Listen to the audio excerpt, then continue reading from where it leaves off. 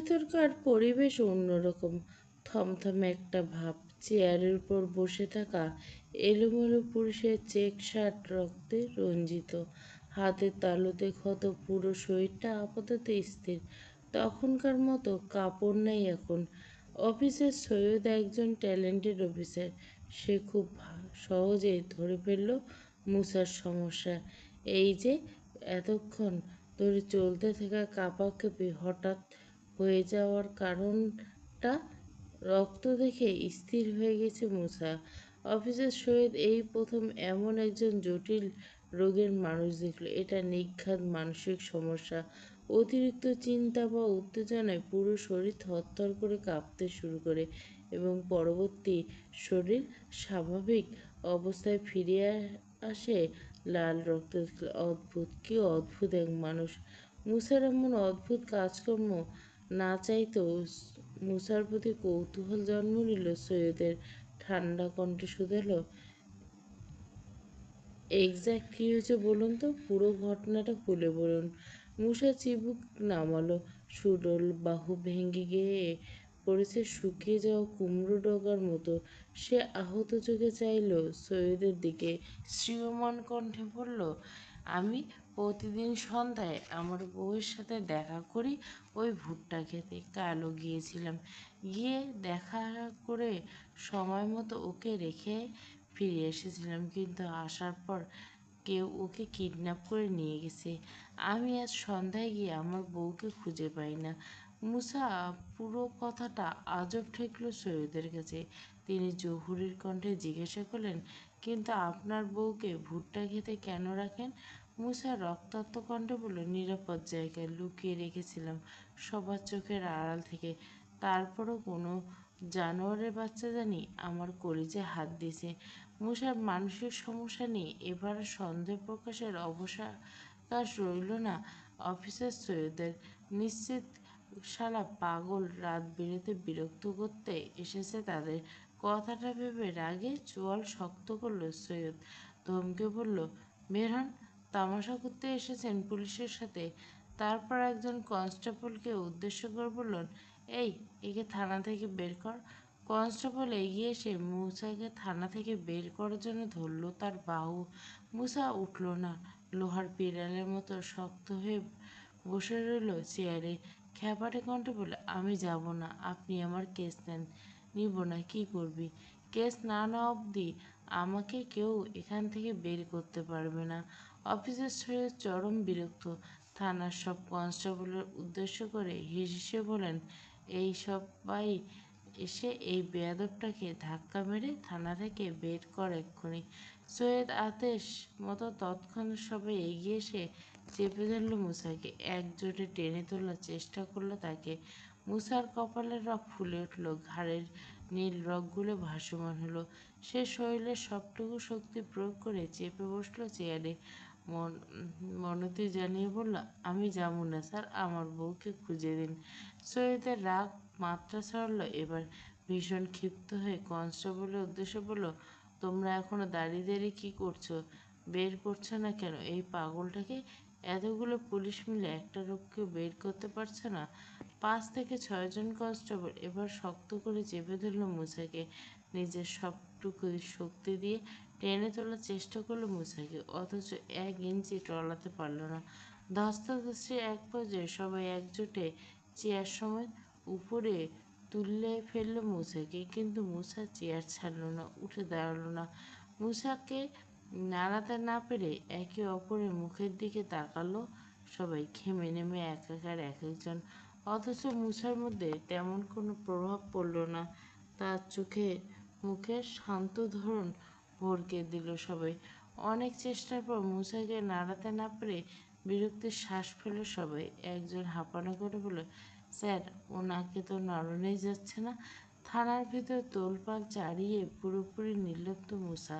সে নরম দৃষ্টিতে তাকালো সৈয়দের দিকে, গলা ভেঙে আকুতি মিনতি করে বলল, স্যার, আমার কেস না নিলে আমি এখান থেকে যাব না। আমার বউকে খুঁজে দিন, সাহায্য করুন আমাকে। সৈয়দ রাগে চোখে খিচে বন্ধ করে নিল, রাগান্বিত করলো, এই পাগলের বাচ্চা কাকতারুও বউ হয় কিভাবে? কাকতারু কি মানুষ যে খুঁজে দিব? মুসার চিবুক নমিত, অথচ খসখস কণ্ঠে প্রত্যুত্তর করলো, অসম্মান করবে না স্যার, ও আমার বউ। সৈয়দ হতাশ হলো। মুসা যে সহজে যাবে না খুব ভালো করে বুঝতে পারল সে। কারণ ছাড়া পেটানো যাবে না, আর এই পাগলটাকে যে পেটালে কাজ হবে না সেটা বুঝে গেছে। তাই চতুরতার সাথে মুসাকে বাড়ি পাঠানোর জন্য বলল, 50,000 টাকা লাগবে, দিতে পারবি? টাকা দিলে আমরা তদন্ত শুরু করব। টাকার কথা শুনে চুপ হয়ে গেল মুসা। মুসাকে বাগিয়ে আনতে পেরে খুশিতে ঠোঁট জুড়ে একটা কুটিল হাসি টানতে মুসা স্বগতিক চেয়েও বলে উঠল, পারুম, আমার শরীরে রক্ত বেঁচে হলে টাকা দেবো, আপনি তদন্ত করুন। ঠোঁট হাসিটুকু দপ করে নিভে গেল সৈয়দের। মুসার কাছে বোধহয় এমন উত্তর আশা করেনি সে। তাই ভড়কে গিয়ে কপাল কুঁচকে গেল মুসার দিকে। পাশ থেকে একজন কনস্টেবল কানের কাছে মুখ এনে ফিসফিসে বলল, স্যার, আমার মনে হচ্ছে কাকতাড়ুয়া বউ এগুলো লোক দেখানো। নিশ্চয় কাকতাড়ুয়ার মধ্যে কোনো দামি সম্পদ লুকিয়ে রেখেছে এই শালা, নয়তো কি 50,000 টাকার কথায় বলার পরে এক কথায় রাজি হয়ে যায়। ঠিক বলছে রাজাত, আমিও দেখছি। প্রায় বেশ কিছুক্ষণ চুপ থেকে সৈয়দ এবার নিজের জায়গা থেকে ঘুরে এসে দাঁড়ালো মুসার কাছে। গম্ভীর কণ্ঠে বলল, শোন, বাড়ি ফিরে 50,000 টাকা নিয়ে আমার ওই কাকতাড়ুয়া না মানে তোমার বউ খোঁজার তদন্ত শুরু করছি। মুসা খুশিতে চোখ জলজলে হয়ে উঠল। কৃতজ্ঞতা স্বরূপ নতজানু হয়ে চেয়ার ছেড়ে দিয়ে বসে পড়ল সৈয়দের পায়ের কাছে, দু পা ধরে বলল, ধন্যবাদ স্যার, অনেক ধন্যবাদ। আপনি আমার বউটা আরে একবার খুঁজে দেন, আমি আপনার গোলাম হয়ে থাকব। হয়েছে হয়েছে, পা ছাড়, যা বাড়ি যা। মুসা উঠে দাঁড়ালো, শার্টের হাতা দিয়ে মুছল কপালে জমে থাকা ঘাম, আর ঝাপসা চোখে সম্মতি জানিয়ে বলে, জি স্যার, আমি কালকের মধ্যে টাকা নিয়ে আসবো। থানা থেকে ফিরে ঘরে যায়নি মুসা, সোজা চলে এলো নূরদের ঘরের সামনে। তবে ভেতরে ঢোকার ইচ্ছে প্রকাশ করলো না একদম। বাইরে দাঁড়িয়ে গলা ছেড়ে ডাকলো বশিরকে, মামা, মামা, ঘরে আছেন? সারাদিন রিক্সা চালিয়ে এসে মাত্র দুটো ভাত খেতে বসেছে বশির। এমন সময় মুসার ডাক শুনে উঠে পড়লেন। দ্রুত ভাতের থালাটা রেখে এঁটো হাত নিয়ে ছুটে এলেন বাইরে। মুসাকে উদ্দেশ্য করে বললেন, কিরে বাবা, ডাকতেছিলি কেন? ভাত খেতে বইছিলাম। জি মামা, একটা দরকার ছিল। কি দরকার বাবা? মুসা সম্মানের সাথে চিবুক নাড়ল গলার ভাঁজে।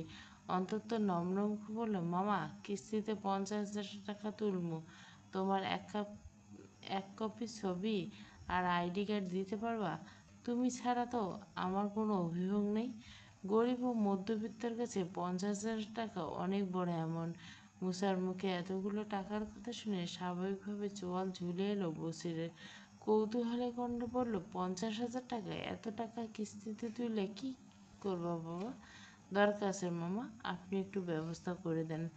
বসির এগিয়ে এসে মুসার কাছে, তারপর মুসার কাঁধে হাত রেখে বলল, তুমি তো এখন পুরো বেকার, কাজ কাম কিছুই করো না, চেয়ারম্যানের দরে থেকে নষ্ট হয়ে গেছো। মুসার দৃষ্টিতে নমিত, সে শ্রিয়মান কণ্ঠে বলে, জি মামা, একটা চাকরি খুঁজতেছি, পাইলে দল ছাইড়ে দেবো। দেখ বাবা, আমি তো তোমার মামা, বাবার অবর্তমানে এখন আমি তোমার অভিভাবক। আমার কথাটা শোনো, বেকার না থেকে কিস্তিতে 50,000 টাকা তুইলে একটা অটো কিনা চালাও, অন্যদিকে উড়াইও না। মুসার নাক মুখ কুচকে ভুগুটি করে তাকালো বসির দিকে। বসির মুসার প্রতিক্রিয়া বোঝা রেখে মুসার স্বাভাবিক কণ্ঠে জিজ্ঞেস করলো, মুসলমান তো ভাই হয়, তাই না মামা? হ্যাঁ হয়। মুসা এবার তার মামার কাঁধে হাত রেখে বলল, চলেন ভাই, একটা আকিস বিড়ি খাইয়া আই। মুসার কথায় ক্ষিপ্র দৃষ্টিতে তাকালো বসির। চরম অসহ্য প্রকাশ করে বলল, তুমি চেয়ারম্যানের দলে থেকে নষ্ট হয়ে গেছো মুসা। আমারে ভালো করার জন্য নিজের মাথা নষ্ট করিলেন না মামা। বসে চরম বিরক্তি প্রকাশ করে আর হলো, বেয়াদব একটা। নিশুতি রাত, ঘড়ির কাঁটা রাত তখন 10টা। গ্রাম অঞ্চলে রাত 10টা অনেক সময় বলা যায় গভীর রাত। খাবার খেয়ে নুপুর আর নূর দুই বোন একসাথে একই বিছানায় ঘুমিয়েছে। Believe me, I am not a culprit. ঘুমের মধ্যে চোখ বন্ধ করে কান খাড়া করে শব্দটা স্পষ্ট শুনল নূর। সেই একই কণ্ঠ, একই আকুতি ভরা, মিনতি ভরা প্রত্যেকটা শব্দ। এই শব্দগুলো তাকে উৎসর্গ করে বলা হচ্ছে, কিন্তু কে বলছে? কে আসছে রাতের আধারে? নূর ধরপড়ে ঘুম থেকে উঠে বসলো, ওড়নাটা দিয়ে মুছল গলা আর ঘাড়ের ঘাম। আতঙ্কিত কণ্ঠে জিজ্ঞেস করলো, কে? কে ওখানে? নূর আর বসে থাকলো না। জানলার ওপাশে কে আছে জানার কৌতূহলে মাথাচাড়া দিলেও উঠল তার। সে দ্রুত ছুটে গিয়ে দুয়ার খুলল ঘরে, চুপি চুপি পা ফেলে বেরোলো বাইরে।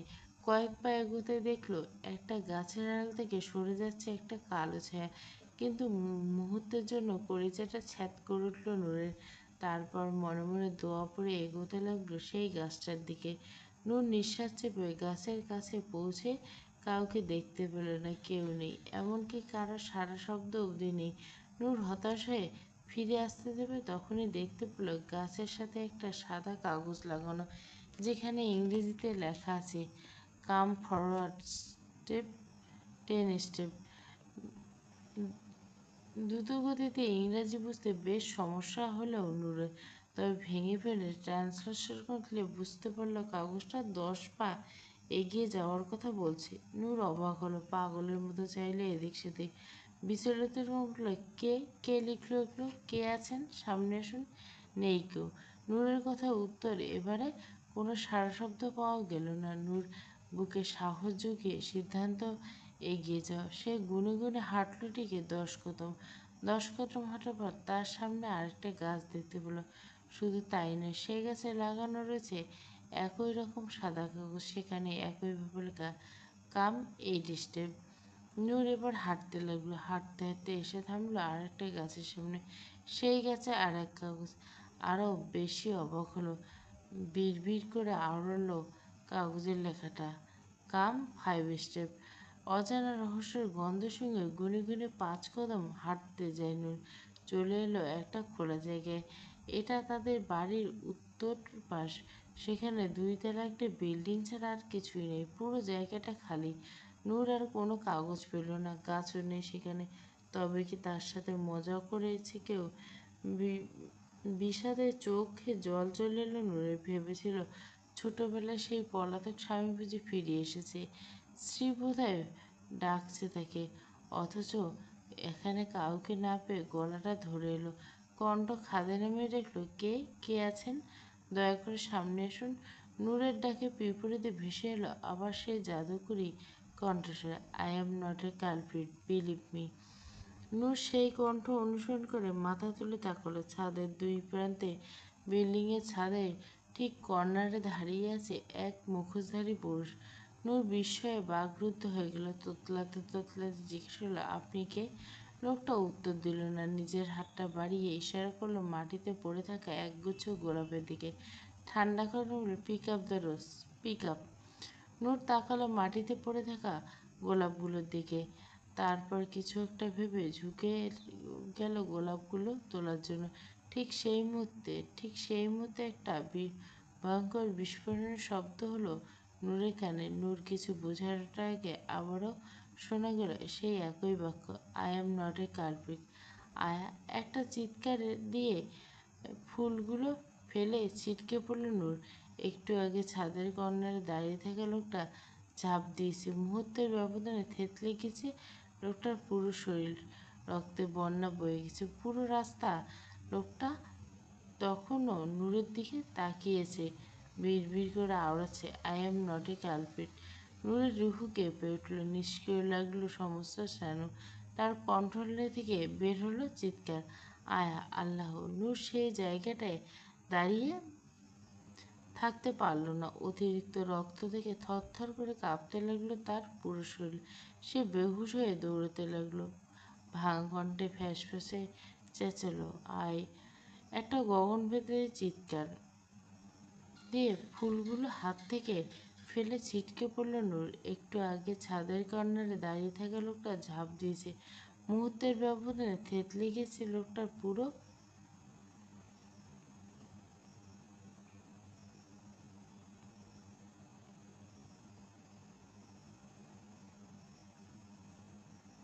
নূর চোখ বন্ধ করে দৌড়তে দৌড়তে হঠাৎ কারো শক্ত বাহুর সাথে ধাক্কা খেয়ে পড়ে যেতে নিলে পড়ল না। অপর পাশের ব্যক্তির সঙ্গে সঙ্গে কোমর চেপে ধরল নূরের। নূর সেই মুহূর্তে সজ্ঞানে নেই, ভয়ে জ্ঞান শক্তির লোপ পেয়েছে। সামনে দাঁড়ানো মানুষটিকে খেয়াল না করে ভয়ে আতঙ্কে শক্ত করে জাপটে ধরল তাকে। কাঁপতে কাঁপতে কাঁদতে কাঁদতে শুরু করলো কেবল। মুসা ভড়কালো। স্বামীর সাথে মদ খেয়ে বাড়ির দিকে যাচ্ছিল, কিন্তু মাঝপথে নূরের এমন হামলা মাতাল অবস্থায় ধাতস্থ করতে পারল না। সে ততস্থ গন্ধে বলল, এই এই মাইয়া, এমন করতেছস কাকি? কি হয়েছে তোর কি? মুসার কণ্ঠস্বর পেয়ে এক মুহূর্তের জন্য চুপ হয়ে গেল নূর। পরিস্থিতি সাপেক্ষে খুব বিশ্বস্ত আর ভরসা একজন পেয়ে হেঁচকে তুলে কাঁদতে কাঁদতে বলল, মুসা ভাই, উনি ছাদ থেকে লাফিয়ে পড়েছেন, উনি মরে গেছেন। মুসা ভাই রক্তে ভেসে গিয়েছে সব। মুসা টালমাটাল নেশায় চোখ বুজে আসে তার। কোনো রকম নূরের দিকে তাকিয়ে জিজ্ঞেস করলে, কে মরেছে? কে? কই সে? চল নিয়ে যা আমারে, ভয় লাগছে আমার। আমি যাবো না মুসা ভাই। মুসা নূরের হাতটা ধরে টানতে টানতে এগিয়ে গেল সামনের দিকে। মাতাল কণ্ঠ বলল, চল, আমি আছি না, দেখি কে ভয় দেখায় তোরে। নূর জায়গাটা যেতে ভয়ে লুকিয়ে গেল মুসার পিছনে। মুসার পিঠের সাথে মুখ গুজে এক হাত খামচে দিল মুসার পিঠের উপর শার্ট, আর এক হাতে ইশারায় দেখালো, ওইখানে মুসা ভাই। মুসা চোখ টান টান করে তাকালো, কিন্তু কিছুই দেখতে পেল না। দু হাতে চোখ ঘষলে ফের তাকালো, তাও কিছু দেখতে পেল না। কই, এখানে তো কিছু নেই। নূরের কপাল কুঁচকে এলো। সে শুকনো ঢোক গিলে ধীরে ধীরে বেরিয়ে এলো মুসার পিঠের পিছন থেকে। অতঃপর সত্যি সত্যি দেখতে পেল জায়গাটা পুরো খালি, কিচ্ছু নেই। সেই লোক আর এত রক্ত কিছুই নেই, সব পরিষ্কার, সেই আগের মতো কিচ্ছু নেই। সে অবাক হয়ে এগিয়ে এলো। পুরো জায়গাটা নজর বুলার রুদ্ধশ্বাস। রুদ্ধশ্বাসে আর এটা কি করে সম্ভব? এটা কি করে হতে পারে মুসা ভাই? এখানেই তো ছিল। কি ছিল? একটা লোক আমার সামনে ছাদ থেকে লাফ দিল। ওর পুরো রাস্তা ভেসে গেছিল আমার চোখের সামনে। মুসা অসংলগ্ন কণ্ঠে বলল, এখন সেই কই? নূর কি বলবে বুঝতে পারছে না। কিভাবে মুসাকে বিশ্বাস করবে? সে যদি সত্যি বলছে তাও মাথায় এল না। সে কেবল কাঁদতে কাঁদতে বলল, এখানেই ছিল, বিশ্বাস করেন মুসা ভাই, আমি সত্যি করছি। মুসা যুবধাবু কণ্ঠে বলল, বাংলা মাল খাইয়া আমি নেশা ধরলো তোরে, কামটা হইল কি? মুসার কথার বিরোধী জানিয়ে নূর ক্ষোভ প্রকাশ করল, মুসা ভাই, আমি সজ্ঞানে কথা বলছি। মুসা মুখ হা করে একটা ঢেকুর তুলল, টালমাটাল গন্ধে বলল, তাহলে আমি মনে হয় অজ্ঞান হয়ে গেছি, এজন্য আন্ধার রাইতে সব সাদা দেখতেছি, কিছুই দেখি না। মুসা ঢেকুরের সাথে একটা বিশ্রী গন্ধ বেরিয়ে এলো বাতাসে। নূর নাক খিচে নিয়ে বলল, আপনি মদ খেয়েছেন মুসা ভাই? শরবত গেছি, লাল শরবত খাবি তুই? লাল রঙের বদলে সব সাদা দেখবি। নূর নাক ছিটকে তিক্ত কণ্ঠে বলেছি, আপনি এত নির্লজ্জ? মুসা ঠোঁট উল্টে মাতাল কণ্ঠে বলে, নির্লজ্জ কেন? পরনে প্যান্ট কি পরিনি? তারপর নিজের প্যান্টটা হাতে বলল, এই তো আছে, প্যান্টও আছে, প্যান্টের নিচে জাঙ্গিও আছে। নূর একটা দীর্ঘশ্বাস ফেলল, তপ্ত কণ্ঠে বলল, আমি ঘরে যাইতেছি মুসা ভাই, আপনি এখানে থেকে আপনার জাঙ্গিয়ে পাহারা দিন। পরের দিন সকাল পেরিয়ে দুপুর গড়িয়েছে, চারদিকে শোনা যাচ্ছে জোহরের আজানের ধ্বনি। আজ স্কুলে পালিয়েছে ওসমান আর মারিয়া। হাফ ক্লাস করার পর টিফিনের ঘন্টা বাজতে ব্যাগ নিয়ে সোজা স্কুলের বাউন্ডারি বাইরে এসে দৌড়ে থামিয়েছে দুজন। কথা বলতে বলতে এগিয়ে যাচ্ছে। হাঁটতে হাঁটতে হঠাৎ মরিয়া পিছনের দিকে দৃষ্টি পড়তে আতঙ্কে চোখ বড় বড় করে তাকালো ওসমান। উৎকণ্ঠিত কণ্ঠে বলল, মারিয়া, তোর জামাই? ওসমানের কথা শুনে হাঁটা বন্ধ হয়ে গেল মারিয়ার। আতঙ্কিত হয়ে তাকালো পেছনে। সত্যি তো, তার স্কুল ড্রেস নীল রঙের জামায় রক্ত লেগেছে, কিন্তু জামাই এলো কী করে সেটাই বুঝতে পারল না মারিয়া। আতঙ্কে তার চোখ মুখের ধরন পাল্টে গেল হঠাৎ। চিন্তিত কণ্ঠে বলল, এত এলো কই থেকে? উসমান মারিয়াকে বলল, হয়তো কোথা থেকে লেগেছে, খালে পাড়ে চল, ধুয়ে দিব। দুজনে হাঁটতে হাঁটতে খাল পাড়ে চলে এলো দ্রুত। ওসমান স্কুল ব্যাগ কাঁধে নিয়ে খুব একটা সুবিধা করে উঠতে পারল না। তবে যতটা সম্ভব ঝুঁকি নিয়ে পানি তুলে ধুয়ে দিতে যাবে মারিয়া জামায় লেগে থাকা অংশটুকু। জামা ধোয়ার এক পর্যায়ে পিলে চমকে উঠল ওসমান, উত্তেজিত স্বরে বলল, তুই কি কোথাও ব্যথা পেয়েছিস? তোর সাদা পায়জামা রক্তে ভরে গেছে। আতঙ্কে নীল হয়ে গেল মারিয়ার মুখে, ভয়ে কলিজাটা শুকিয়ে গেল। এবার কান্না চাপা কণ্ঠে বলল, আমার কি হয়ে গেল ওসমান? আমার তো ব্যথা হচ্ছে না কোথাও, তবে এই রক্ত কেন বের হচ্ছে? ওসমান নিজেও ভয় পেয়ে গেল কিছুটা। মারিয়া কাঁদতে কাঁদতে ভয়ে চুপসে গেল। স্কুল পালিয়ে কি ভুলটা এনে করলো আজ? মারিয়া যদি সত্যি কিছু হয়ে যায় আর স্যার যদি জানতে পারে তো তবে তাকে আস্ত রাখবে না, মেরে তক্তা করে দেবে নিশ্চিত। কথাগুলো ভেবে এক প্রকার থতমত খেলে ওসমান। থমথমে কণ্ঠে বলল, দাঁড়া, ব্যাগটা রেখে আসি, আমার সাইকেলটা নিয়ে আসি, আমি তোকে বাড়ি দিয়ে আসবো। বাড়িতে গিয়ে ডাক্তার দেখাস। বাড়িতে গেলে আম্মায় যদি মারে, স্কুলে গেলে স্যার আমারে মারবো, তার চেয়ে ভালো তুই বাড়ি যা, তোর মাই কিছু করবে না দেখিস। আচ্ছা ঠিক আছে, তাড়াতাড়ি সাইকেল নিয়ে আয়, এখানে দাঁড়িয়ে থাক, আমি সাইকেল নিয়ে এসছি। বাতাসে বইসে গোমরা ভাব মারিয়াদের বাড়ির সামনে এসে থামলো ওসমানের সাইকেলটা। মারিয়া সাইকেল থেকে কোনো মতে নেমে গেল প্রথমে ঘরে, তারপর দ্রুত স্কুল ব্যাগটা কাঁধ থেকে নামিয়ে রেখে দৌড় দিল ও টয়লেটে। প্রায় ঘন্টাখানেক সময় নিয়ে বের হলো। তার চোখে মুখে আতঙ্ক মুছল না। দুপুরে গোসল শেষ করে বাড়ির উঠানে কাপড় মেলতেছিল মারিয়ার মা মাজেদা বেগম। মেয়ের ভাবগতি আজ সুবিধা লাগছে না। স্কুল থেকে আসার পর থেকে ভয়ে তটস্থ হয়েছে কেন জানি। মাজেদা বেগম কাপড় চোপড় রেখে এগিয়ে এলেন মারিয়ার দিকে। ভেজা চুল পেঁচিয়ে রাখা গামছাটা খুলতে খুলতে জিজ্ঞেস করলেন, কিরে, কি হয়েছে তোর? লেইজারে বাড়ি আইয়া পড়লি? স্যারের কাছে মাইর খেয়েছিস নাকি? এতক্ষণ দু হাঁটু ভাঁজ করে শক্ত করে বসেছিল মারিয়া।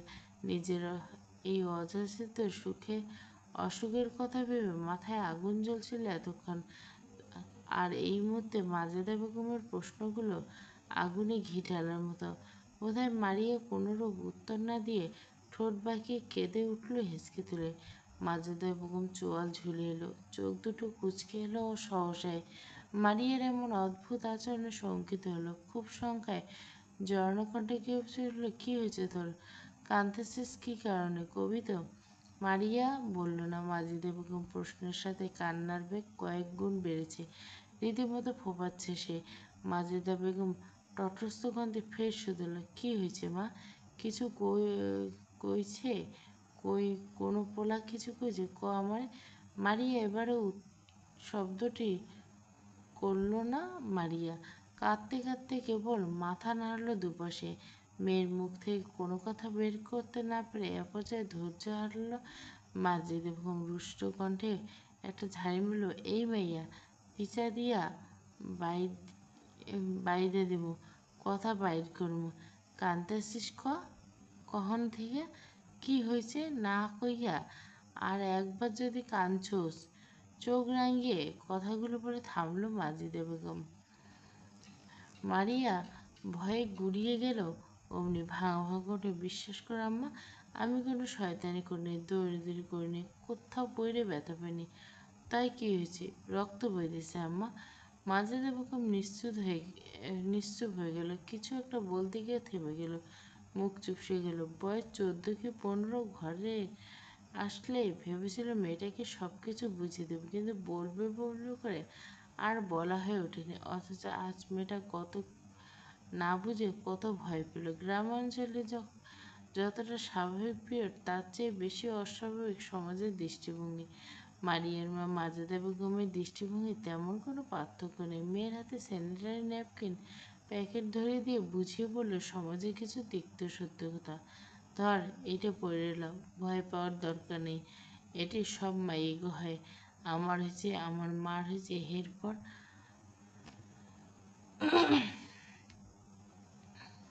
প্রত্যেক মেয়ের মাসে মাসে কইরা এরকম হয়। ডরানোর দরকার নেই, এডি হওয়া মায়ের জন্য লক্ষ্মী। এডি যে মেয়ের না হবে হের কপাল পোড়া। মারি হা হয়ে তাকিয়ে রইল মাজেদার মুখের দিকে। কৌতূহলী কণ্ঠ বলে, কেন পোড়া কপাল, কেন হইব মা? এডি না হইলে মাইয়েকে বাচ্চা কাচ্চা হয় না বুঝস? আর শোন, এখন থেকে কোনো পোলার গায়ে হাত লাগাইতে দিবি না, মনে রাখছিস? হাত লাগাইলে হাত পেরে বাচ্চা হয়ে যাব, তখন সবাই ছিছি করবো, মান সম্মান নষ্ট হয়ে যাব। কথাটা মাজিদা মারিয়াকে সতর্ক করার জন্য বলল। এইসবের ভয়ে মেয়েটাকে ছেলেদের সংস্পর্শে থেকে নিজেকে বাঁচিয়ে রাখবে ভেবে বলা। আর শোন, তোর আব্বুর সামনে বা কোনো পোলা মানুষের সামনে এডি কইতে যাবি না। বেটা মানুষ এডি শুনলে শরম। এডি 7 দিন থাকবো, এই 7 দিন নামাজ পড়তে পারবি না, কোরআন শরীফ ধরতে পারবি না। কেন মা? কারণ এডি হলো না, শরীর নাপাক হয়ে যায়, পবিত্র কাজ আর চাই হয় না, আল্লাহ মাফ করে দেয়। তোর আব্বু যদি নামাজের কথা জিগায়, কবি পড়তেছি, বুঝতে দিবি না। এই ব্যাপারে মিছা কথা কইলে আল্লাহ কিছু মনে করে, বুঝছস? মারিয়া উপর নিচ মাথায় বলল, হ্যাঁ বুঝছি। ঘুম থেকে উঠতে আজ বেশ দেরি হয়ে গেছে মুসার। দিনের 12টা বেজে এসছে। লিজা আসেনি আজ। সকালে বলে গেছে খুব অসুস্থ, তাই আসতে পারবো না। এজন্য আজকে সকালে নাস্তা হয়নি, সময় মতো ওঠা হয়নি। যদি ঘুম থেকে ওঠার জন্য কোনো কালে সময় গমায় মানেনি মুসা, সবই তার মন বোঝে। কিন্তু আজ একটু তাড়াতাড়ি ওঠা উচিত ছিল তার। 50,000 টাকার ব্যবস্থা যে করতে হবে, পুলিশকে টাকা না পাওয়া অবধি কাজ শুরু করবে না, সেটা ভালোভাবে জানে। তাই ভেবে রেখেছে চেয়ারম্যানের সুপারিশ নিয়ে কিস্তিতে 50,000 টাকা তুলবেন। যেভাবে হোক হারানো বউকে খুঁজে পেতে হবে। কথাগুলো মনে মনে আওড়িয়ে বেলা 1টার দিকে চেয়ারম্যানের বাড়িতে পা রাখল মুসা। বিল্লাল চেয়ারম্যান তলব করে বাড়ির ভিতরে পা রাখতে নিয়েও থেমে গেল। নজর গেল পাশের ছোট্ট ফুল বাগানটার দিকে। একটা মহিলা উবুর হয়ে বসে কে যেন করছে, মাটি খোদাই করছে মনে হয়। মুসার কাছে ব্যাপারটা রহস্যময় ঠেকালো। সে বাড়ির ভিতরে এগিয়ে না গিয়ে চলে গেল বাগানের ভিতর। খুব কাছাকাছি আসতে বুঝতে পারল সেদিনকে সেই মহিলাটা ইমরান ভাইয়ের বউ চারুলতা। আপনি? মুসার কণ্ঠ পেয়ে ভরকালো তাকালো। নাদিয়ার হাত থেকে ছিটকে পড়ল একটা কাঁচি। কেমন অপ্রস্তুত হয়ে বড়সড় চোখ অদ্ভুত করে তাকালো মুসাকে। অস্থির ভঙ্গিতে নিজের হাতটা পেছনে লুকিয়ে নিয়ে বলল, কেমন আইছেন? মুসা বক্র দৃষ্টিতে তাকালো নাদিয়ার পেছনে লুকিয়ে যাওয়া হাতটার দিকে। তবে প্রতিক্রিয়া দেখালো না কোনোরূপ। অন্তত শান্ত কণ্ঠ বলল, আপনারা কেন ঘুমো? নাদিয়া পেছনে নিজের হাতটা কাপড়ের আঁচলে মুছতে মুছতে রহস্যময় হাসালো। ধোঁয়াশাভরা কণ্ঠে জিজ্ঞাসা হলো, টাকা লাগবে তাই না? মুসা চমকালো, হচকালো ভীষণ, হতভম্ব হয়ে অস্পষ্ট আওড়াল, আপনি? মুসা সমস্ত বিস্ময় ছাপিয়ে নাদিয়া আবার বলল, 50,000 টাকা লাগবে তাই তো? মুসা এবার আর অবাক না হয়ে পারল না। সে বিস্মিত কণ্ঠে জিজ্ঞেস করল, আপনি কেমনে জানলেন? নাদিয়া বাঁকা হেসে ধূর্ত কণ্ঠে বলল, সহজ পথে টাকা কেমনে ম্যানেজ করতে পারবেন সেটা আমি জানি না। মুসা ভুরু কুচকে জিজ্ঞেস করল, কেমনে? যার জিভ কাইটা পরাণ পাখি গলায় বাইন্ধা রাখছেন, তার আঙুলটা কাইটে ফেলান। কেন?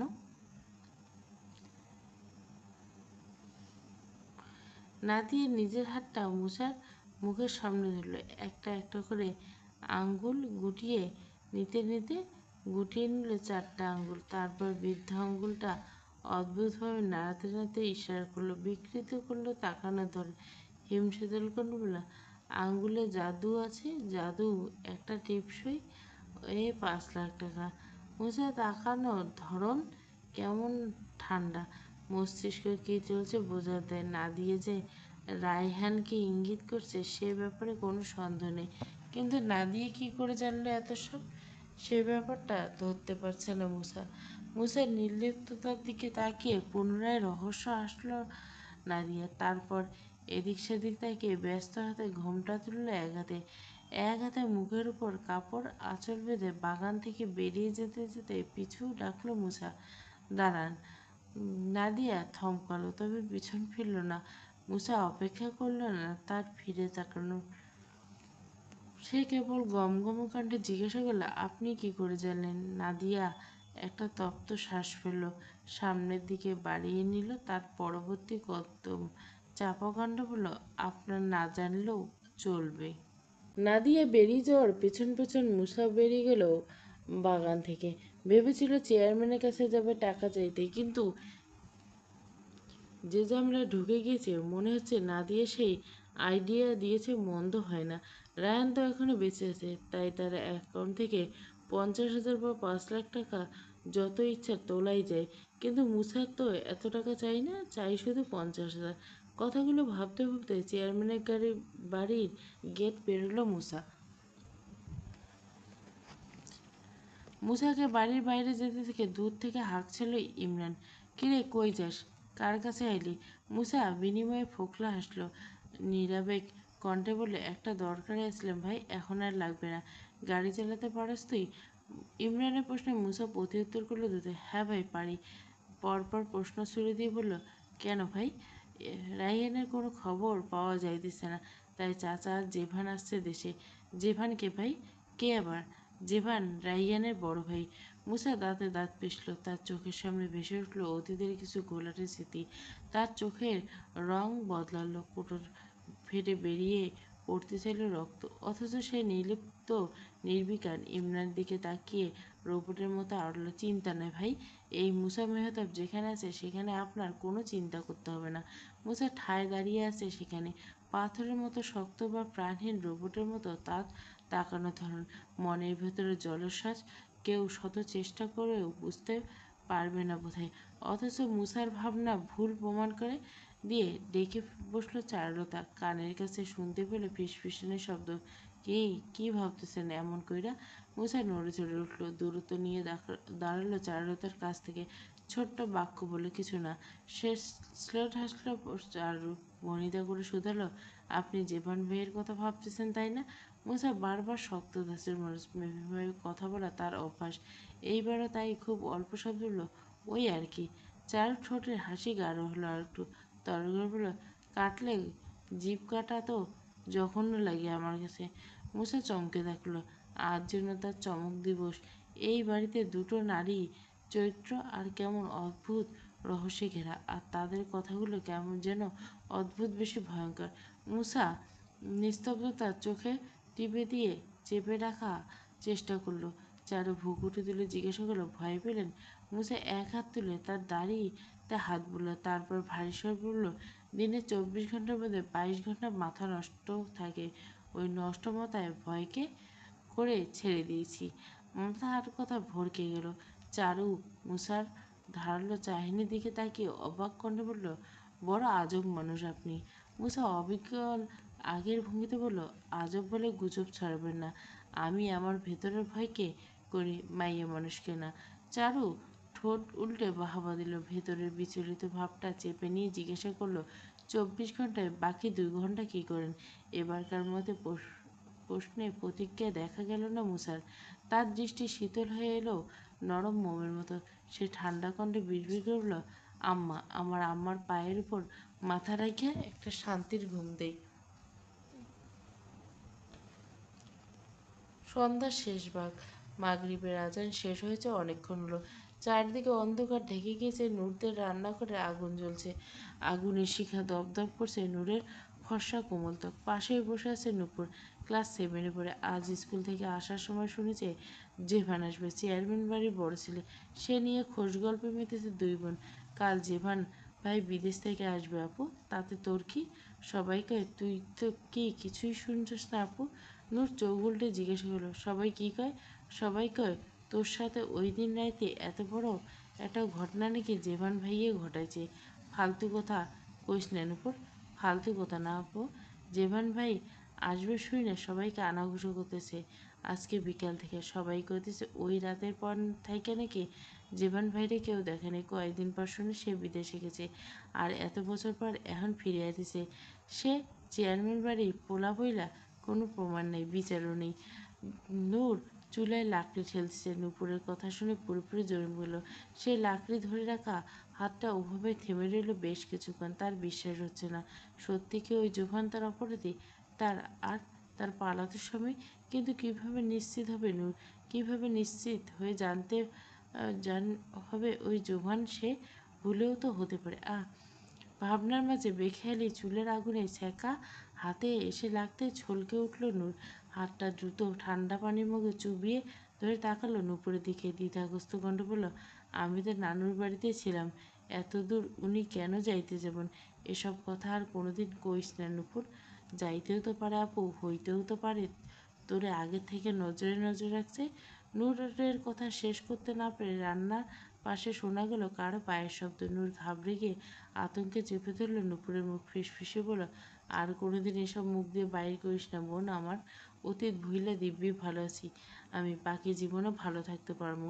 নূপুর দুহাত সরল তার মুখ চেপে ধরা নূরের হাতটা। তারপর নূরের মতো একইভাবে ফিসফিসে বলল, আমি শিওর ওই জেভান ভাই আমার দুলাভাই। ভাবছি কালকে স্কুল থেকে আসার সময় একটু উঁকি দিয়ে দুলাভাইকে দেখে আসুম। নূপুরের দুষ্টুমি ভরা কথা না চাইতেও লজ্জায় আড়ষ্ট হলো নূর। নূপুরের মুখ থেকে বের হওয়া দুলাভাই শব্দটা জাদুর মতো কাজ করলো তার হৃদয়ে। কেমন গুনগুনিয়ে বাজলো কিশোরী মনে জন্ম পাওয়া পিয়ানোর সুর। নূরের রাঙা মুখের দিকে তাকিয়ে মুচকে আসলো নূপুর। ভেঙচি উঠল, বাহ, আমার আবু দেহি দুলাভাইয়ের কথা শুনে লাল নীল হয়ে গেছে। নূর ঠোঁট ফুলিয়ে কটমট করে তাকালো নূপুরের দিকে। ধমকে বলল, একটা থাপ্পড় দিয়ে সব দাঁত ফেলে দিব, পড়তে বস গিয়ে। নূপুর ঠোঁট টিপে মুচকে মুচকে হাসলো। নূর রান্নাঘরে একা রেখে দৌড়ে চলে গেল ঘরে। নূপুর চলে যেতে দীর্ঘশ্বাস ছাড়ল নূর। একটু আগে আগুনের তাপে ঝলসে যাওয়া লাল হাতটা দাঁড়ালো চোখের সামনে। মনে পড়ে গেল সেই বিভীষিকাময় রাতের কথা, তার নরক জীবনের প্রতিটি দিন, প্রতিটি সেকেন্ডের কথা। কানে বাজলো সমাজের মুখোশধারী মানুষগুলোর তিক্ত কথা। সেই 12 বছর বয়সী বাচ্চা মেয়েটার দিকে ছুরি দেওয়া সেই নোংরা বাক্যগুলো এখনও স্পষ্ট কানে বাজলো তার। কথাগুলো মনে পড়তে টুপটাপ করে চোখের পানি পড়তে শুরু করলো তার। কপাল বেয়ে প্রতিটি ফোঁটা থুতনি বেয়ে টুপটুপ করে পড়লো এবং হাতের তালুতে নৈশব্দ ভেদ করে শুনতে পেল এক রাশভারী কণ্ঠস্বর। কান্তে সচকে মরার মতো চকিতে তাকালো নূর। মুসার কণ্ঠস্বর পেতে মাথায় ঘোমটা দেওয়ার ওড়নাটা টেনে এনে মুখ ঢাকলো তড়িঘড়ি। তারপর ঘাড় ঘুরে তাকাতে দেখতে পেল মুসা দাঁড়িয়েছে। এমন একটা সময় মুসাকে দেখে অস্বস্তিতে পড়ে গেল। নূর দ্রুত হাতে চোখের পানি মুছতে মুছতে বলল, কই কাঁদতেছে? ধোঁয়ায় চোখ জ্বলতেছে। মুসা নূরের পাশে রাখা মোড়াটা টেনে এনে বসলো। তারপর গম গম করে উঠল, নাটক মারাস না আমার সাথে। তুই কানলেই কি আর না কানলেই কি, আমার কিছু যায় আসে না। অসময়ে কাঁদতেছস তাই মনে করছি মামা মামি মইরে টেরে গেল নাকি আবার। দাফন কাজের সময় ভাগিনা হিসেবে আমার দায়িত্ব দেওয়া হয়েছে।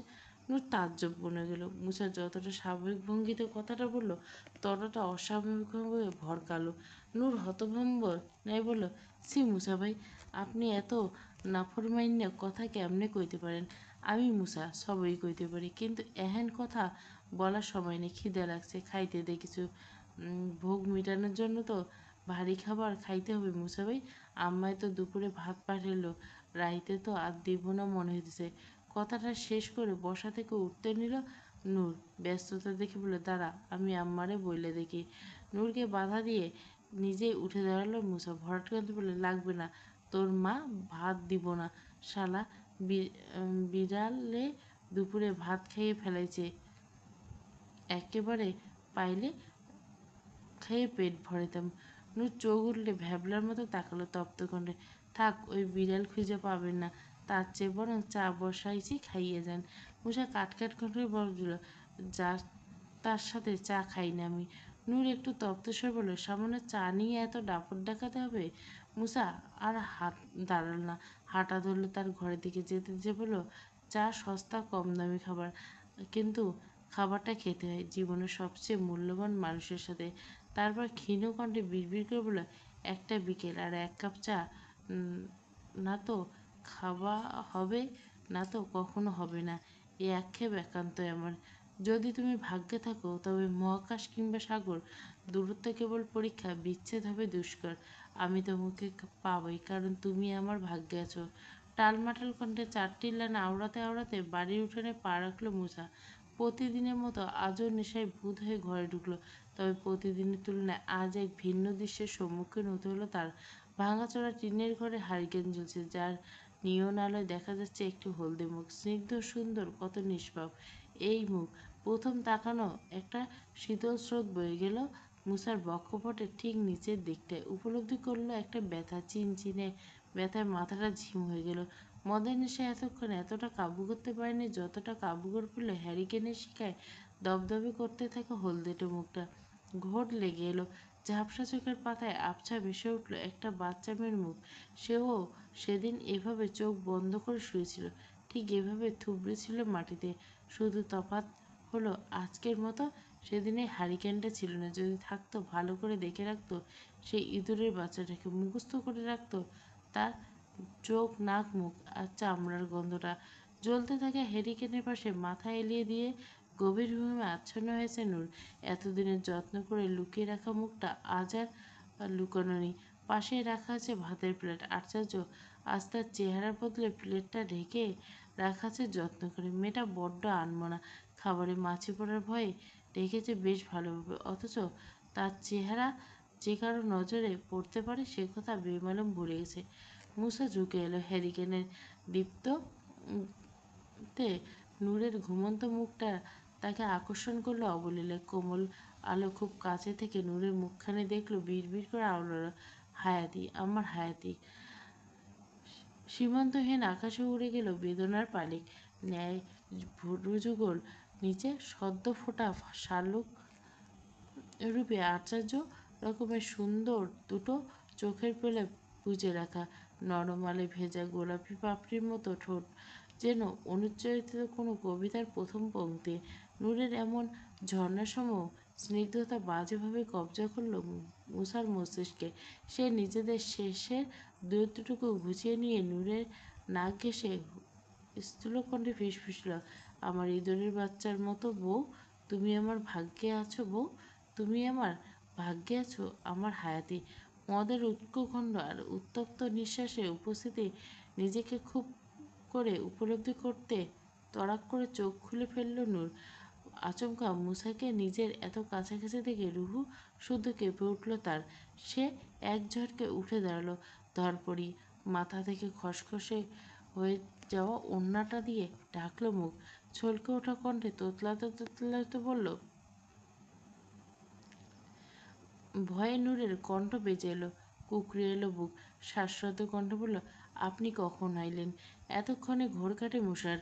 সববিধ ফিরে পেতে ছমকায় ঝিমধরা মাথাটা। ঝাপসা চাহিনিতে দুহাতে কষলে ভুরু উঠে, খড়খড় কণ্ঠে উচ্চারণ করে, তুই নূর? নূর চোখ নামিয়ে নেয় মুখের উপর, এক হাত দিয়ে ওড়নাটা চেপে রেখে শুকনো ঢোক গিলে কোনোরকমে তাতে, হ্যাঁ মুসা ভাই। মুসা দৃষ্টি সরায়, ঘুরে তাকায় হারিকেনের দিকে। লক্ষ্য করে হল, আম্মা কই? ঘর এত অন্ধকার কেন? ফুপি তো শুয়ে আছে, কারেন্ট গেছে অনেকক্ষণ, তাই হ্যারিকেন ধরেছি। রাইতের বেলা তুই এই ঘরে কি করছিস? ভাত নিয়ে আসছিলাম মুসা ভাই, সন্ধ্যায় না ভাত চাইলেন, তাই আম্মারে লুকিয়ে ভাত নিয়ে এলাম আপনার জন্য। মুসা মন্তর গলে বলল, নিয়ে যা, ভাত তো সন্ধ্যায় চেয়েছি, এখন চাই নেই। সময়ের জিনিস সময়ে দিতে হয় মেয়ে, নাহলে দাম থাকে না। কেন মুসা ভাই? নূর কৌতূহলী কণ্ঠে জানতে চাইল, অথচ ঠিকঠাক উত্তর দিল না মুসা, বরং প্রশ্ন করল, কিসে পড়েছিস? নাইনে, আর একটু বড় হ, তারপর বুঝবি। মুসার কথা অপ্রস্তুত নয়নে নিজের দিকে তাকালো নূর, আত্মবিশ্বাসী কণ্ঠে বলল, এখন আমি যথেষ্ট বড় হয়েছি মুসা ভাই। মুসা নিষ্প্রয় করে বলল, কই বড় হলি? বড় হলে কি একটা পুরুষ মানুষের ঘরে এত রাতে খাবার নিয়ে অপেক্ষা করতে? নূর মুসার এই যুক্তিতে আপত্তি জানিয়ে বলল, আপনি তো অন্য কেউ না, ভাই তো। মুসা হাসলো, দাড়ি গোপের আড়ালে তেমন একটা দেখা গেল না সেই হাসির ঝিলিক। কেবল বাঁ পাশের ভুরুর উপরে কাটা দাগটা হালকা নড়ে উঠতে দেখল নূর। অমনি ঝুঁকে গিয়ে খাবার ঢেকে রাখা উপরে থালাটা উল্টে কণ্ঠ নিচু করে বলল, ভাত খেয়ে নিন মুসা ভাই, তখন তো বলেছিলেন সারাদিন কিছু খান নাই। মুসা এক নজর তাকালো ভাতের থালাটার দিকে। পাশে কিছু ভাতে আলাদা করে তরকারির ঝোল লেগেছে, যেন সে বুঝতেই না পারে। তাই তো নূর বুদ্ধি করে সাদা ভাত দিয়ে ঢেকেছে উপরের দিকটায়। নিশ্চয় মেয়েটা খাবারের থালাটা রাতের বেলা না খেয়ে লুকিয়ে নিয়ে এসেছে তার জন্য। মনে মনে কথাগুলো ভেবে দীর্ঘশ্বাস ছাড়লেন মুসা। থমথমে গলে জিজ্ঞাসা করলো, আমার জন্য লুকিয়ে ভাত আনলি কেন? আপনি আমার কাছে ভাত খাইতে চেয়েছেন মুসা ভাই, তাই ভাত আপনার জন্য নিয়ে না আসলে আমার খুব খারাপ লাগতো। এজন্য তুই এখনো ছোট। বুঝলাম না মুসা ভাই।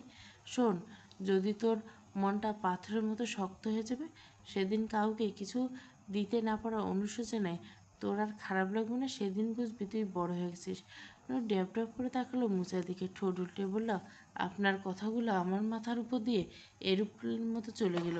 মুসা আর কথা বলে না, খাবারের প্লেটটা বিছানার উপর থেকে তুলে নিয়ে হাতে ধরে দিল নূরে। তারপর দরজায় খিল তুলে দিয়ে বলল, ঘরে যা। নূর একবার তাকালো খাবারের থালার দিকে, আর একবার তাকালো মুসার দিকে। মুসা এই ভাতের প্লেটটা ফিরিয়ে দেওয়ার ব্যাপারটা পছন্দ না করেনি নূর। কী করে বা পছন্দ করবে? মেয়েটা নিজেও না খেয়ে যে খাবারটা নিয়ে এসেছিল ওনার জন্য, অথচ উনি কিনে ফিরিয়ে দিল। আর এখন এই রাতের বেলা একা একা ঘরে যেতে বলছে। এই অন্ধকারে কিভাবে ঘরে যাবে? তখন সন্ধ্যা ছিল তাই আসতে পেরেছি, কিন্তু এখন তো রাত 7-5। ভাবতে ভাবতে দরজার সামনে গিয়ে মুখটা ভার করে দাঁড়িয়ে রইল নূর। মুসা নিজের উন্মুক্ত মোটা ভুরু নাচিয়ে আবার বলে, যা। নূর শীর্ণ হৃদয় ভয়ে জড়সড় হয়ে উঠল। শুকনো মুখ চুপসে গিয়েছিল, আর মলিন কণ্ঠে বলল, বাইরে অনেক রাত হয়ে গেছে মুসা ভাই। মুসা খ্যাক করে উঠল, বাইরে যত রাত ঘরের ভিতরেও তত রাত হয়েছে। নূর নূর নিরুপায় হয়ে নরম করে বলল, আমার একটু উঠোন পর্যন্ত এগিয়ে দিবেন মুসা ভাই? মুসা চোখ রাঙিয়ে তাকালো। ক্ষুদ্র শ্বাস প্রশ্বাসে ওঠানামা করলো তার প্রশস্ত বুক। ও তারপর স্বভাবসুলভ রুক্ষ গলায় বলল, নাটক কম মারাও মারানি। বেশিক্ষণ ভালো কথা বলতে পারি না। আমি মিনিটে মিনিটে মাথা আপডেট মারে, আর 2 মিনিট দেরি হইলে মুখ দিয়া রাইফেল বাইর হইব। কইয়া দিলাম যাইতেছি। নূর ভয়ে লাফিয়ে ওঠে ঘরের বাইরে। মুসা ধরম করে দরজা লাগালো নূরের মুখের ওপর। রাগে ফোঁস করে আওড়ালো, মারানি, রাইতে 2টা বাজে ঘর থেকে বের হইয়া রাস্তায় মাথা যাইতে পারে, অথচ এখন তার ঘরে যাইতে ভয় করে। নাটক মাইরে বাপ। এদিকে নূর সত্যি সত্যি ভয়ে ততস্থ। ঘুমের ঘরে দেখা দুঃস্বপ্নগুলো এবার বুঝে বাস্তবে হানা দিল। মানব পটে ভেসে উঠল অদৃশ্য কারো প্রতিবিম্ব, যেন মনে হলো অন্ধকারের ভিতরে তার খুব খুব কাছে ঘেসে চলে গেল কেউ। নূর আবার হারলো সেই ভয়াল কল্পনায়। উৎকণ্ঠা নিয়ে ডাকলো, কে? কে আমার পিছনে? প্রতিদিনের মতো আজও নিশি ভেদ করে ভেসে এলো সেই হারিম করা অপরাধী, তোমার অপরাধী। নূর ভয়ে সিটে গেল, সক্রিয় মস্তিষ্ক নিষ্ক্রিয় হয়ে গেল হঠাৎ। তার পায়ের গতি উঠোন ছড়িয়ে মন নিল রাস্তার দিকে। ভয়তে গেল, কে? সামনে আসুন। একটা কালো ছায়া হঠাৎ দৌড়ে গেল সামনে দিয়ে। ছায়াটা ছুঁয়ে গেল বাতাসে, স্পর্শ করলো নূরের পেলব ত্বক। নূর গলা ছেড়ে চেঁচাল, কে? কে আপনি? থামুন। বাড়ির উঠোন পেরিয়ে প্রায় রাস্তা উঠে এসেছে নূর। ঘোরের মাঝে অবচেতন কোন দিকে যাচ্ছে নিজেও জানে না। হাঁটছে তো হাঁটছে, রোবটের মতো এগোচ্ছে সেদিকে। তুই ওইদিকে কই যাইতেছিস? পিছন থেকে মুষার গর্জে উঠা কণ্ঠে কানে আসতে চমকে উঠল নূর। শরীর বিদ্যুতে প্রবাহিত হওয়ার কেঁপে উঠল টসে। সজ্ঞানে ফিরে আসা অত্যাধিক বিস্ময়ে বিমূঢ় হয়ে আশপাশ। একা একা ওই কালো ছায়াটার পিছু পিছু করতে করতে এতদূর কীভাবে চলে এসলো টের পায়নি। তাই মুসার রাগান্বিত এসে তোপের মুখে পড়ে ভয়ে ভাবল, আমি? মুসা ভাই, কেউ? মুসা চুপচাপ নিজের পায়ে জুতাটা হাতে নিয়ে দাঁতে দাঁত পিষল। ক্ষুব্ধ কণ্ঠে বলল, জুতাটা দেখছিস? বেশি না, 3টা করে 6টা মারব। মানে ঘরে যা। মুসাকে বাড়ি পাঠিয়ে দিয়ে মাত্র ফিরেছে ঘরে। ঘরে ফেরার মাত্র শুনতেছে মায়ের সেই ঐতিহাসিক গালাগালি। তাতে অবশ্য কানের মাছি অবধি নড়ল না শামীমের। এটা তার দৈনন্দিন রুটিন। দিনে 2 বেলা খাবার খেলে আরেক বেলা গালাগালাজ খেয়ে পেট ভরাতে হয়। আজও তাই। মদ খেয়ে দেরি করে বাড়ি ফেরার কারণে তাকে খাবার দেওয়া হলো না। এমনিতেই খাবার খাওয়ার ইচ্ছে তার ছিল না একদম। যাকগে, যা হওয়ার ভালোর জন্য হয় ভেবে মায়ের করা বকাঝকাগুলো তেমন গায়ে মাখল না শামীম। হেলে দুলে বিছানা ছেড়ে থুবড়ে এসে প্যান্টের পকেটে রাখা মুঠোফোনটা বেজে উঠল।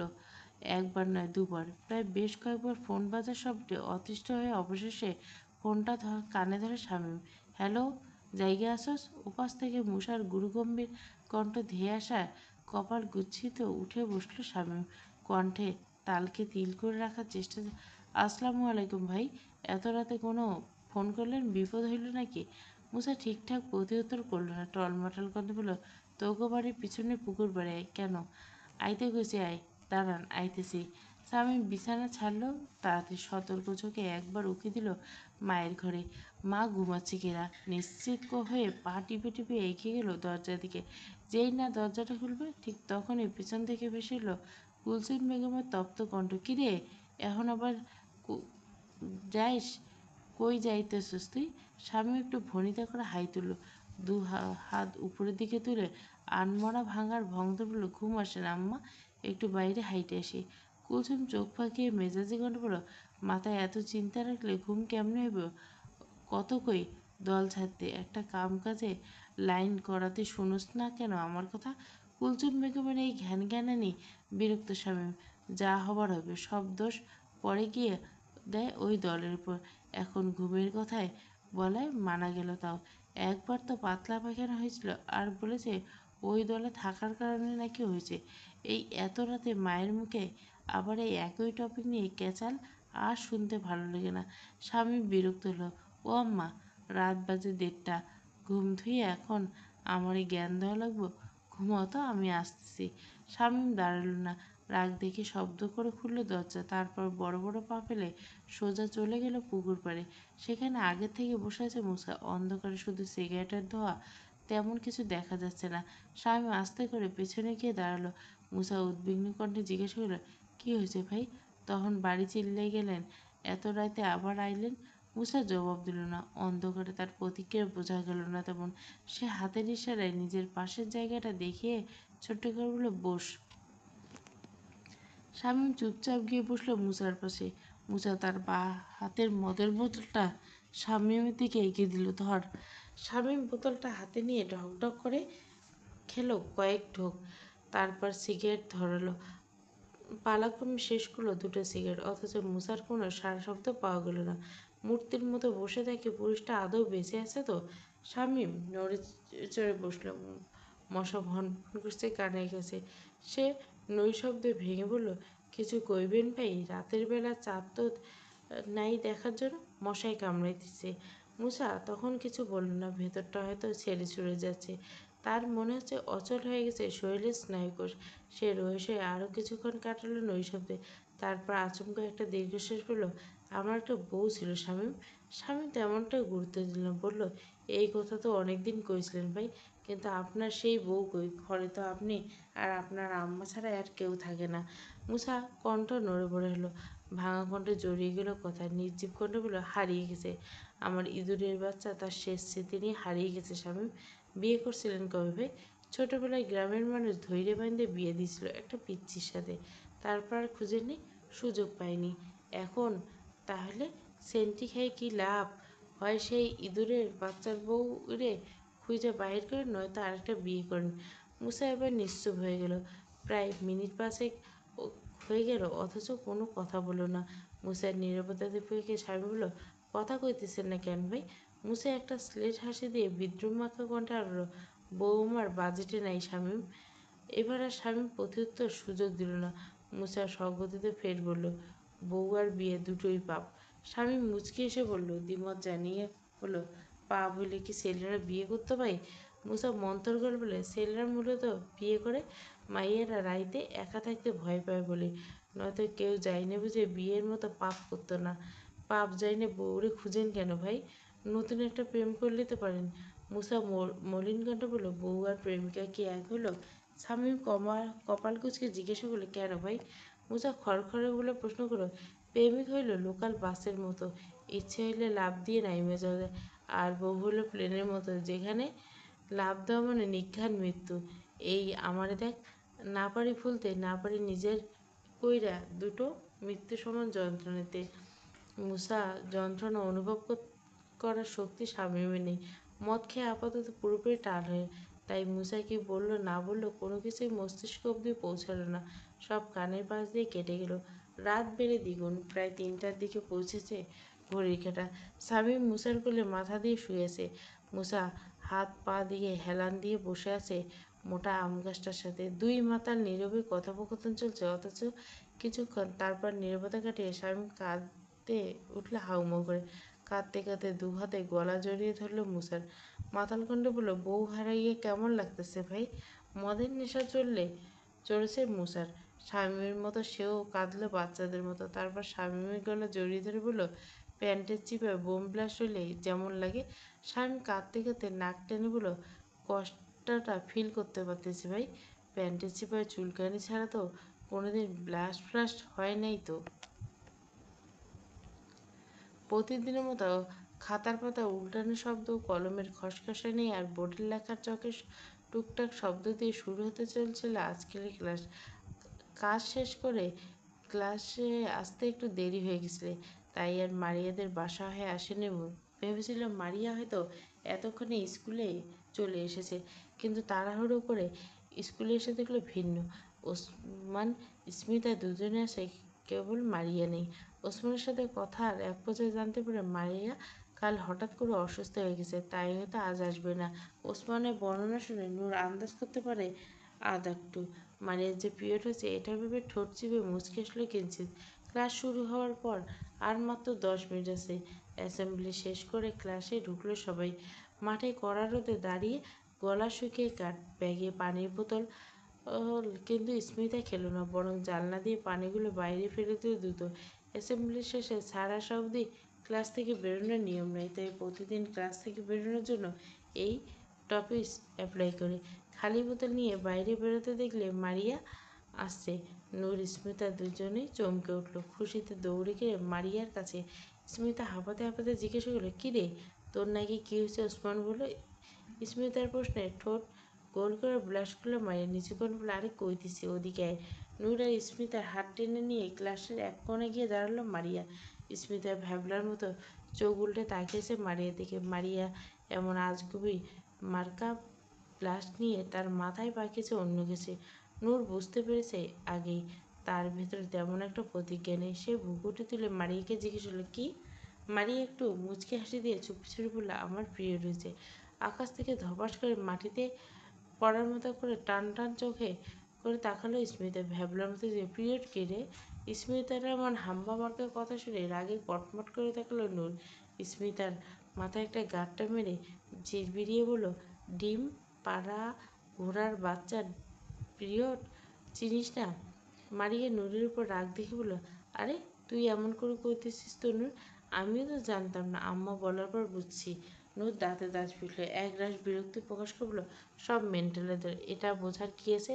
পিরিয়ড হলো ঋতুস্রাব, প্রত্যেক মাসে একবার হয়। আমারও তো এই বছরের প্রথম দেখেছিল। নূরের কথায় চোখ বড় বড় করে তাকালো মারিয়া। কোনো গুরুত্বপূর্ণ খবর মিস করে মতো চমকে উঠলে বলল, কি তোর হয়েছে আর তুই বলিস না আমাদের? নূর তাজ্জব বানালো, আশ্চর্য, এগুলো বলার কি আছে? এই যে আমি কইলাম, পারলেও তো আমি চুপ করে থাকতে পারতাম, তো থাকতি, বারণ করেছে কে? তুই এমনিতে একটু বড় বড় দেখাচ্ছে নূর। ক্লাস 9-এ পড়ে নিজেকে ছোট ভাববো কোন হিসেবে? দুজনের তর্কের মধ্যে স্মিতা কৌতূহল নিয়ে মারিয়াকে ঝাড়ি মেরে বলল, আরে তুই ওর কথা বাদ দে তো, তারপর বল কী হয়েছে। মারিয়া একটু সিরিয়াস ভাবতে বলল, তারপর আম্মাই আমাকে প্যাট পরতে দিয়েছে। প্যাট কী রে মারিয়া? স্মিতার কথাটা জিজ্ঞাসা করতে মারিয়া মুখ চেপে দিল। স্মিতার কণ্ঠ খাদে নামে বলল, উহ, আসতে বল, কেউ শুনতে পাবে। স্মিতা খুব সিরিয়াস হয়ে ঝুঁকলো মারিয়ার দিকে, একেবারে ফিসফিস করলো, আচ্ছা বল, কোনো বিশেষ সংবাদ প্রেরণ করার মতো? মারিয়া চুপচাপ উত্তর দিল, টিভিতে অ্যাড দেখেছিস, ওই যে বড় বড় মাইয়েরা প্যাম্পাসের মতো পরে, সেটাকে প্যাট বলে। আলাদিনের চেরাগের মতো করে আশ্চর্য হওয়ার ভঙ্গিতে মাথায় হাত রাখল স্মিতা।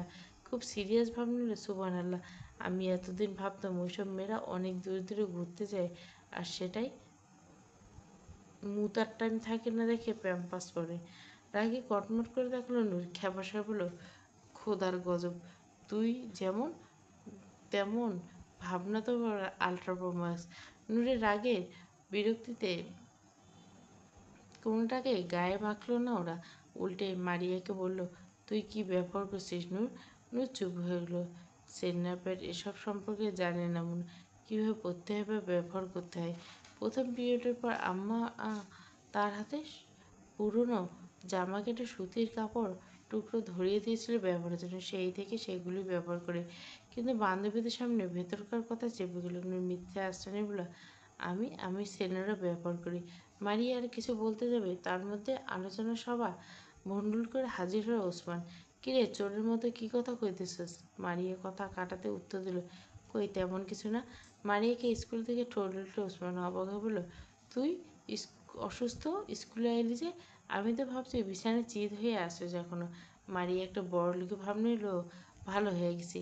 কাল তোর অসুখ করছে জানতে পারলি কিছু? জানি, কিন্তু বলবো না। মা বলেছে ছেলে মানুষকে জানতে দেওয়া যাবে না। ওসমান ভেঙচি মেরে নিজের বাহু দিয়ে গাঁটটা মেরে মারিয়ার বাহুতে বলল, জানাও লাগবে না, তুই মর নাইলে বাঁচ, আমার কি। নিজের বাহুর উপর ওসমানের বাহু সংস্পর্শ মারিয়া রাগ দেখে বল, এখন থেকে আমাকে ছুবি না। কেন? আমার কাল যে অসুখ হয়েছে তার জন্য এখন করে ছেলে আমাকে স্পর্শ করলে বাচ্চা হয়ে যাবে? কে বলছে এসব? মা বলেছে। ওসমান কিছু বুঝতে না পারে মাথা চুলকাতে চুলকাতে আরলো, ভেরি ইন্টারেস্টিং তো, রিসার্চ করে দেখতে হবে সত্যি কিনা। চেয়ারম্যানের বাড়িতে একদিন একবার রাউন্ড দিয়ে যাওয়ার মশার ডিউটি এলে ইমরান 1 টাকা পকেটে গুঁজে দেয় চা পানি খাওয়ার জন্য। 50-100 টাকা গুঁজে দেয় পকেটে চা পানি খাওয়ার জন্য। নির্বাচন কাছাকাছি, মুছাকে হাতে রাখতে পারলে তো লাভেরই লাভ। কাল রাতে জোভান শিকদার এসেছে বাড়িতে। রায়হানের এমন হঠাৎ করে নিখোঁজ হয়ে যাওয়ার বিষয়টা ঘেটে হয়েছেই বলা যায়।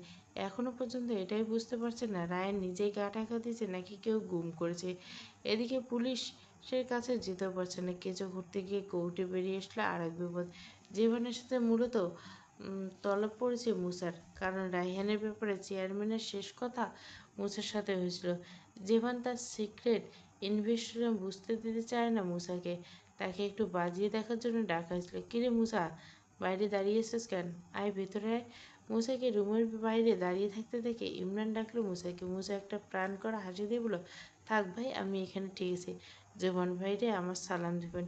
ইমরান এগিয়ে গেলো, হাত রাখলো মুসার কাঁধে, হাস্যোজ্জ্বল কণ্ঠে বলল, আয় আয়, তুই তো আমাদের কাজের লোক, জেভানের সাথে পরিচয় হয়ে যা। ইমরানের সাথে গলা মিলিয়ে ভেতরে ঢুকলো মুসা। জেভান সামনে মাথা নিচু করে সালাম দিল ভদ্রভাবে, আসসালামু আলাইকুম ভাই। জেভানের হাতে চায়ের কাপ, সে কাপটা হাত দিয়ে ঘোরাতে দেখলো মুসার পা থেকে মাথা অব্দি। সালামের উত্তর দিয়ে বলল, ওয়ালাইকুম সালাম। তারপর ইমরানকে উদ্দেশ্য করে বলল, এটা কি মুসা মাহতাব? ইমরান হাসি মুখে জবাব দিল, হ্যাঁ হ্যাঁ, এই মুসার কথাই তোকে বলেছিলাম। জেভান উঠে দাঁড়ালো মুসার সামনে, তারপর হাত বাড়িয়ে মুসার বাহু চাপড়াতে লাগলো। এত ভালো ফিগার, মাসাল, জিম করো নাকি? মুসা সৌজন্য হেসে বলল, ঠান্ডা মাথায় জবাব দিল, না ভাই, প্রতিদিন ঘুম থেকে উঠে বাড়ির উঠানে বটগাছটারে চাপাতি দিয়ে কোপাই।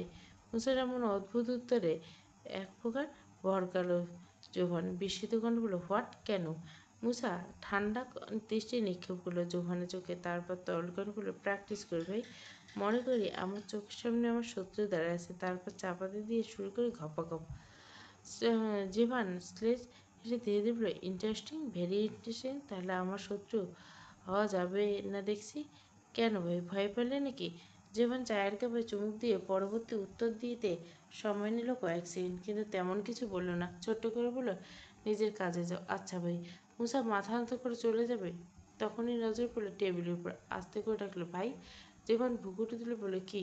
মুসা চোখের ইশারায় টেবিলের দিকে দেখলো, এই রুটিটা কি খাইবেন? জীবন কপাল কুচকে জিজ্ঞেস করলো, কেন? মুসা পেহালিকা মেশালো কণ্ঠে বলল, নতুন কয়টা কুত্তা পালতেছি ভাই।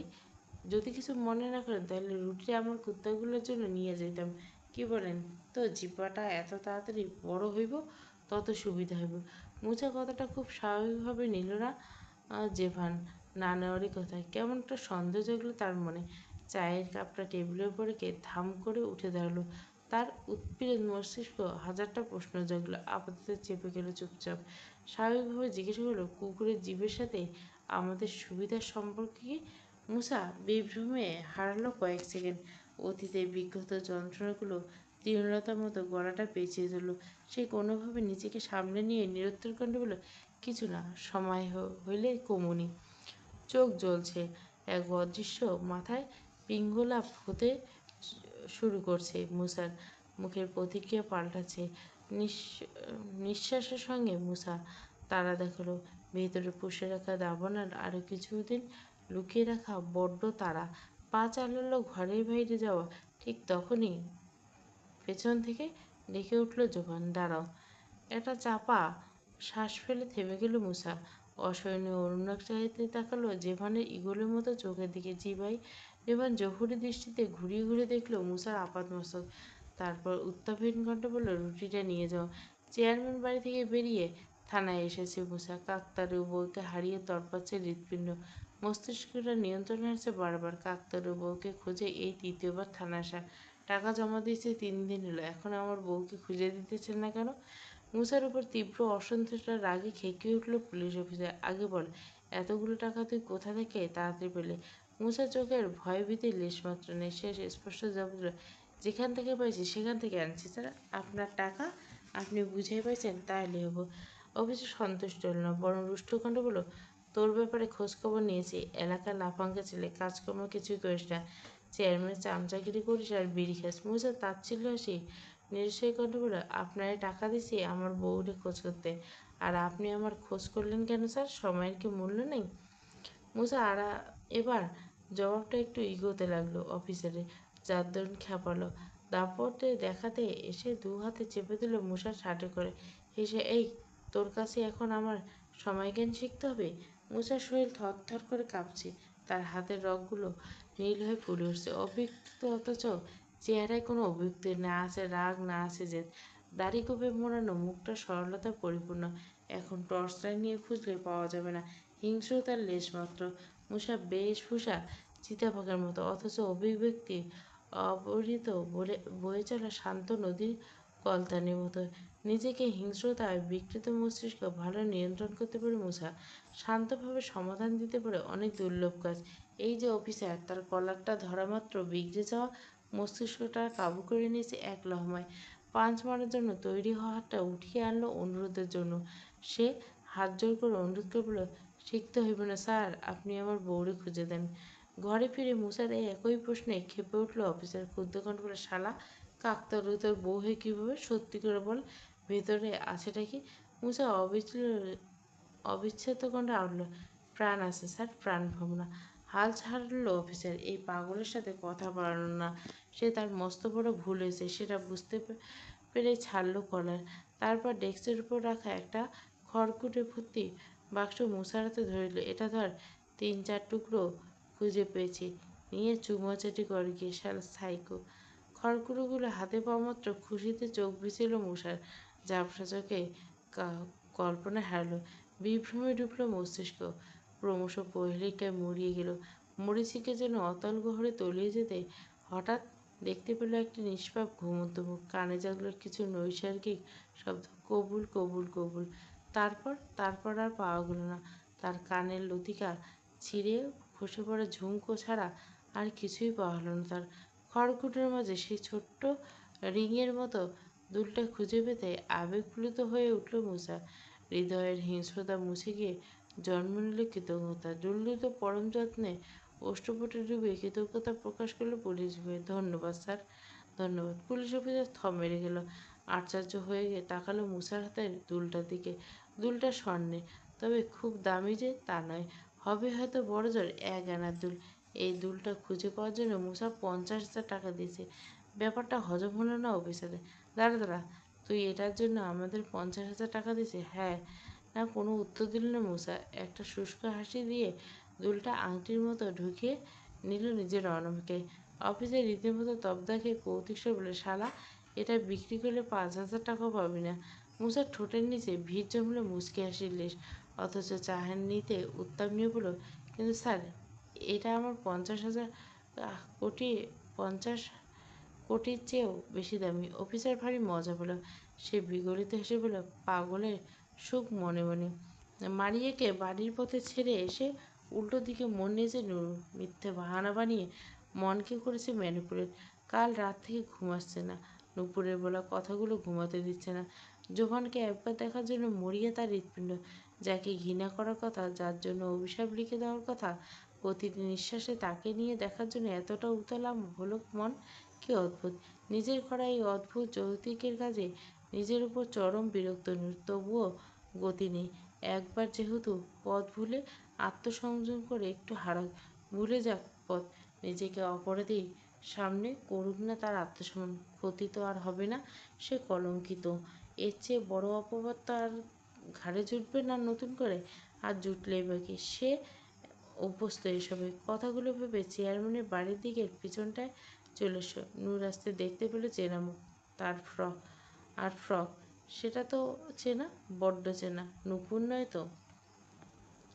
যা আশঙ্কা করছিল তাই। দেওয়ালে ফাটল দিয়ে চেয়ারম্যানের বাড়ির ভেতরে ঢোকার ফন্দি খুঁজে নূপুর, কিন্তু বাঁদর মেয়েটা এখানে কি খুঁজছে সেটাই বুঝতে পারল না নূর। কিরে তুই এখানে? নূরকে এ সময় দেখে ভূত দেখার মতো ঘাবড়ালো নূপুর, কাঁচুমাচু কণ্ঠে ঠোঁট উল্টে, আসলে আপু? নূর চোখ রাঙিয়ে তা কড়া কণ্ঠে তাকালো, জিজ্ঞেস করলো, বাড়ির রাস্তা ওইদিকে, আর তুই এদিকে কি করছিস? চেয়ারম্যান বাড়িতে এভাবে উঁকিঝুঁকি দেখছিস? নূরের তপ্ত কণ্ঠ ছলছল করে উঠল, নূপুরের নয়নজোড়া চোখ নুয়ে নিয়ে বলল, আমি তো দুলাভাইকে দেখতে এসেছি আপু। নূর কপাল কুঁচকে আর একটু রেগে বলল, দুলাভাই? কোন দুলাভাই থাকে চেয়ারম্যান বাড়িতে? মিথ্যে বলার জায়গায় পাশে মিথ্যে কথা কমু আপা, সত্যি কইতেছে, আমি জোহান ভাইকে দেখতে এসেছি। কথাটা গিয়ে ঝট করে থামলো নূপুর, বিস্ময় মাখা কণ্ঠে বলল, কিন্তু তুই এখানে কি করছিস? আমাদের বাড়ির রাস্তা তো ওইদিকে। নূর ভর গেল, হঠাৎ তো অপ্রস্তুত হলো বেশ, জিভ দিয়ে ঠোঁট ভিজিয়ে এনিয়ে বেরিয়ে বলল, এমনি এই দিকটা। নূরের কান্না দেখে ঠোঁট চিপে মুচকি হেসে ফেলল নূপুর, মিটমিটে হাসতে ফেলল, হয়েছে আর বলতে হবে না। তুই কি তাহলে দুলাভাইকে? অস্বস্তি কেন জানি শিরশির করে উঠল নূরের শরীর। সে নূপুরকে এক ধমক দিয়ে চুপ করিয়ে দিল। বাজে বকিস না নূপুর, বারবার দুলাভাই দুলাভাই ডাকিস না, শুনতে বাজে লাগে। নূপুর খিলখিল করে হেসে উঠল, এবার ঠান্ডা মিশ্রিত কণ্ঠ বলল, আচ্ছা কি বলে ডাকবো? বল বল, তুই বল। কিছু না, চল বাড়ি চল। নূর নূপুরের হাত ধরে টানতে টানতে খুঁটির মতো শক্ত করে দাঁড়িয়ে রইল।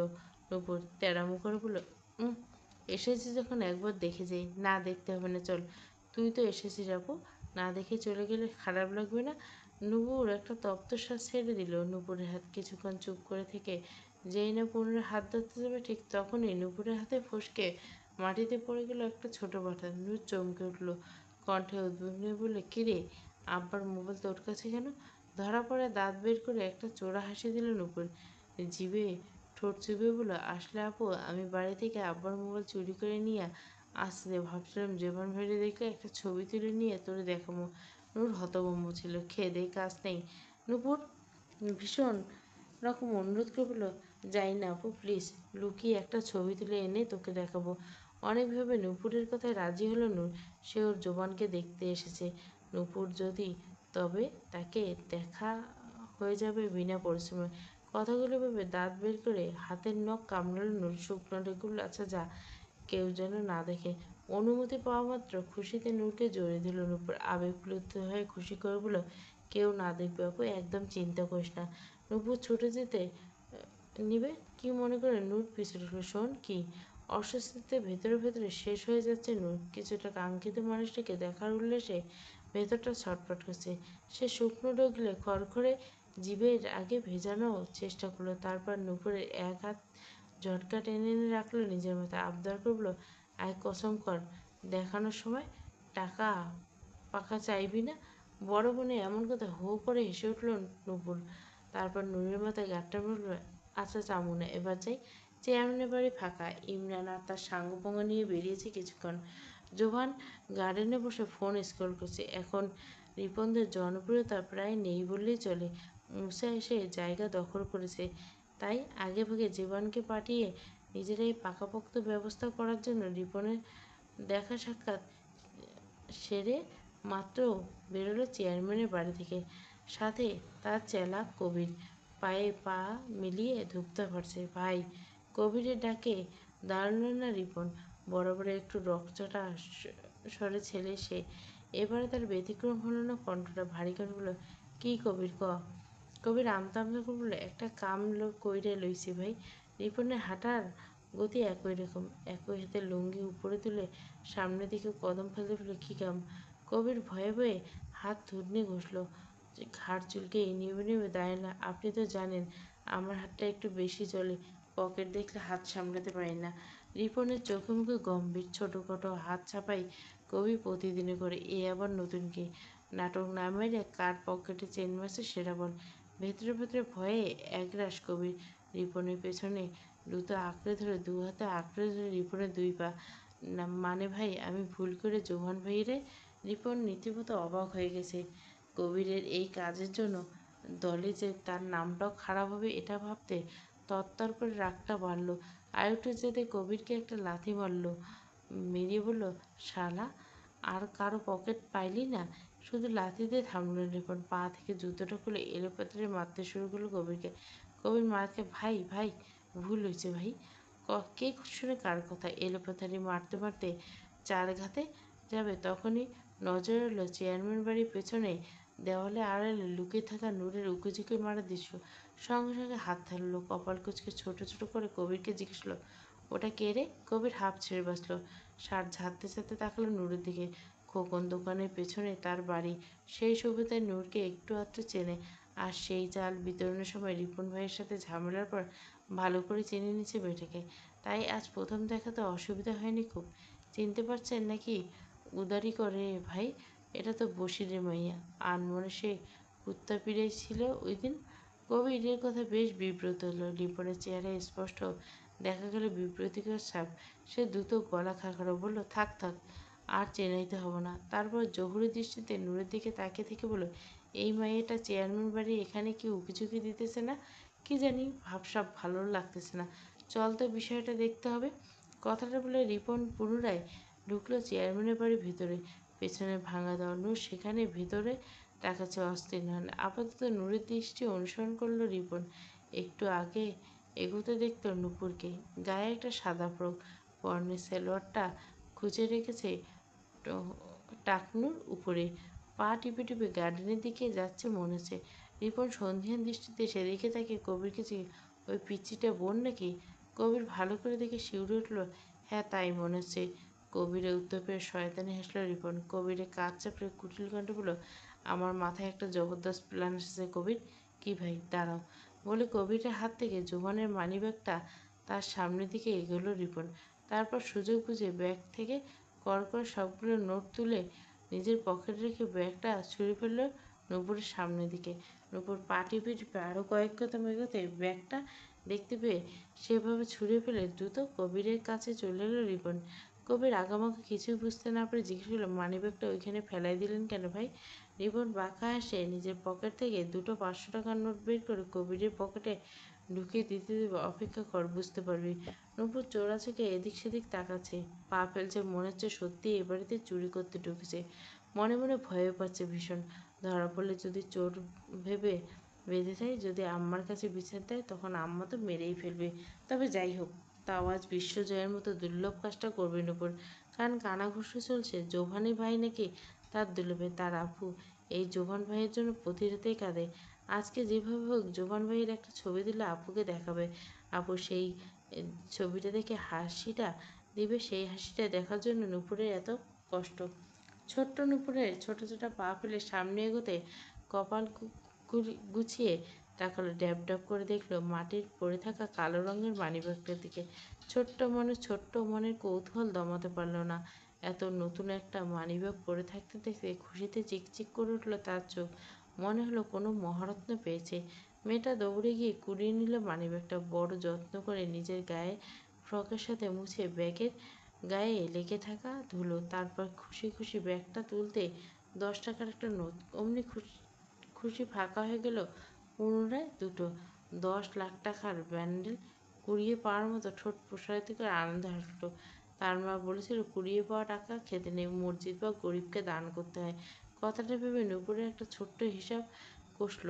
ঠিক 5 দিন পর মসজিদ দান বাক্সে দিবে। আর এই 5 দিনের মধ্যে 2 টাকা দিয়ে একটা বার্মি আচার কিনে খাবে।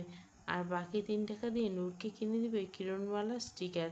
সেদিন আপুকে দেখেছিল শেফালি কাকিদের ঘরের জানলায় উঁকি দিয়ে কিরণমালার নাটক দেখতে। আর ভেবেছিল একটা স্টিকার এনে আপুকে সারপ্রাইজ দেবে। এদিকে হইচই পড়েছে রাতে। জোবানের মানিব্যাগ না পেয়ে বেজায় খেপেছে গার্ডেনের মালিকের উপর। প্রথম থেকে এই পর্যন্ত মালিই ছিল ওইখানে।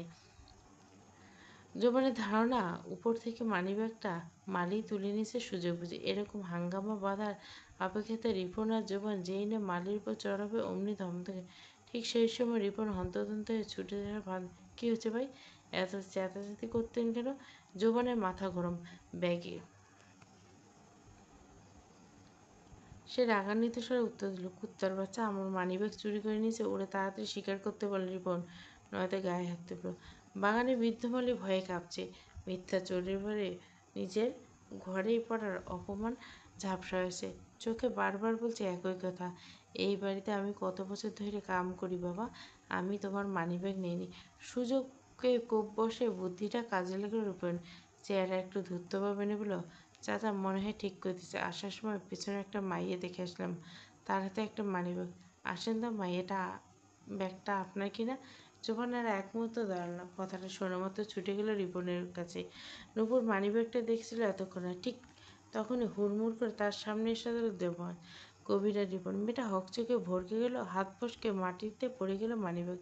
জোবান দ্রুত ভুড়ি কুচকে হাত তুলল সেটি নিচের মানিব্যাগ চিনতে পেরে কপাল কুঁচকে তাকালো নুপুরের দিকে। তিরিকে এই পিচ্ছি, কে তুমি?